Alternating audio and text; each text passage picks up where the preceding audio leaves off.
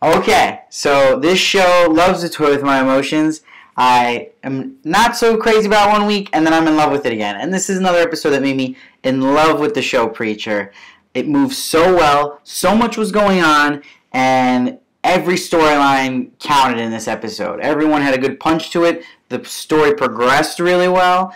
That starts straight off from where Tulip left off, where she's had the Saint of Killers issue, and now we find that the Saint of Killers is not in that van. It makes Jesse look even worse. It makes Tulip just not trust him basically at all at this point.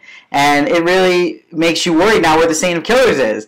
And clearly we've seen the preview. We're going to see him next week. So it's great that we didn't lose that character yet. So I was really happy about that. And I really love the scenes with Harry Starr here. And the humor he brings to the table. And his chemistry with Jesse is spectacular. And I love how Harry Starr is likable as well. And he plays the prayer tapes for Jesse to try to rope him in and get him to be the replacement for the Jesus Christ grandson and now be the new Messiah. And it was cool to hear little Jesse saying all those things on the tape recorder. But the best part clearly was at the end when he told Harry Starr to stick the tape up his ass.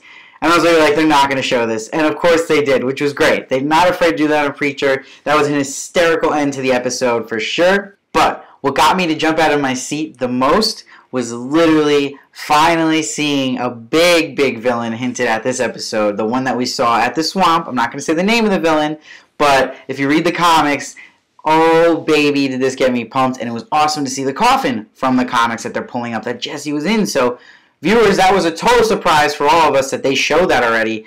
And the really exciting thing is that's a really cool part of the comics and probably the best story of comic book volume 1 of Preacher.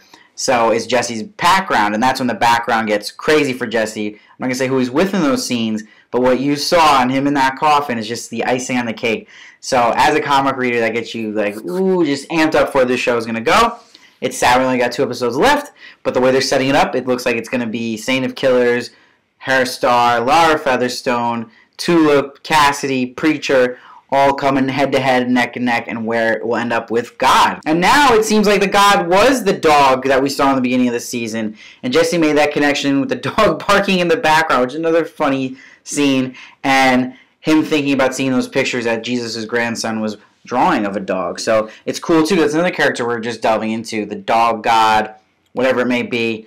And I like Tulip and Lara Featherstone together right now as well. It's a nice little funny relationship of master manipulators working together and that girl power thing. And yeah, if you really like Lara Featherstone as well, check out my review I did with her, Julie Ann Emery. I did it a week or 2 ago. It's really good, in-depth about her playing the role. The link's right here. Click that. Please check it out. And I'll be doing every episode of Preacher. And please follow me at SteveVarley1 on Twitter and Instagram. And please subscribe and comment below with your thoughts. More people need to talk about this show.